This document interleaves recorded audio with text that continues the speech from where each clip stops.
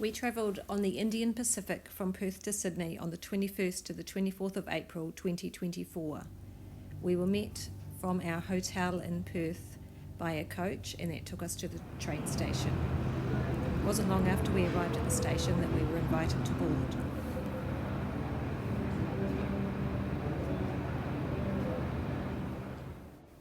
When we booked our room 14 months ago, we booked a gold twin room, like the room here.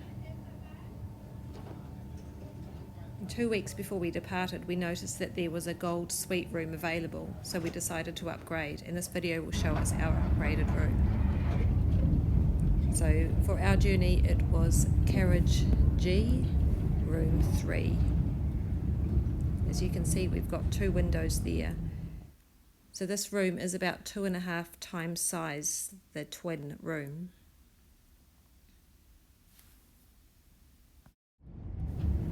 So we had one 3/4 size double bed. Oh, hello. Our bathroom space had a toilet and a slightly separate shower area, so when we were showering we weren't standing over the toilet. There was also a small vanity in the bathroom. All the toiletries that we needed were included.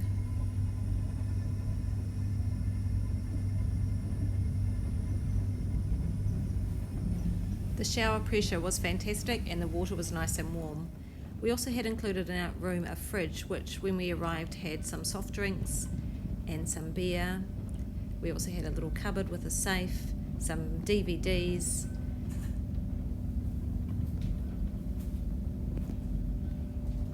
a drawer with tea and coffee, so we could make our own hot drinks if we wanted to without needing to go down to the office at the end of the carriage. And we also had in here a little zip, which was constant boiling water ready to make hot drinks.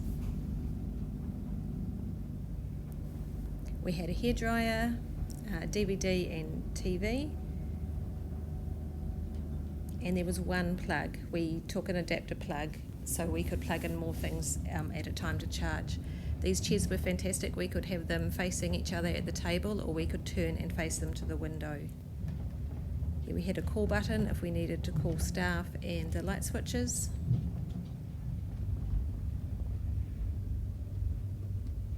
The blinds we could have up or down.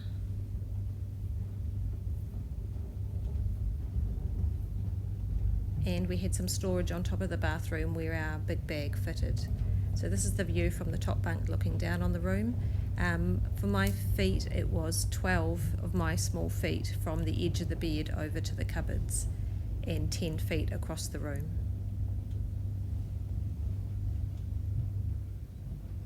There was plenty of storage. So one of these cupboards had the ladder for the bunk. 2 cupboards up the top. They weren't very deep, but they were wide enough for our packing cells. Some coat hangers, and there was also a separate area down the bottom where we stored our shoes.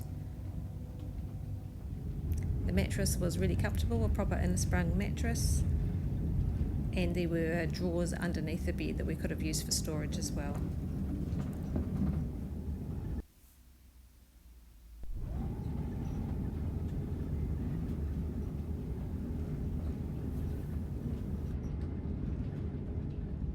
So here is the room made up and ready for sleep. There's a small ladder which clicks into the top bunk. Top bunk's got a guardrail, which was quite handy, especially on the last night where it was quite bumpy between Adelaide and Sydney. A little nook there to put my phone and my glasses, a light, and a little fold down table there if someone was kind enough to go and get you a hot drink in the morning.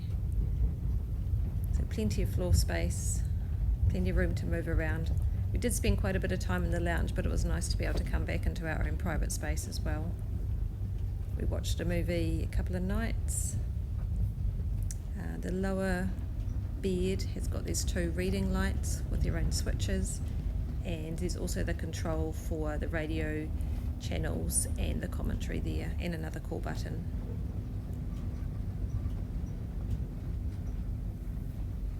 So was the upgrade worth it?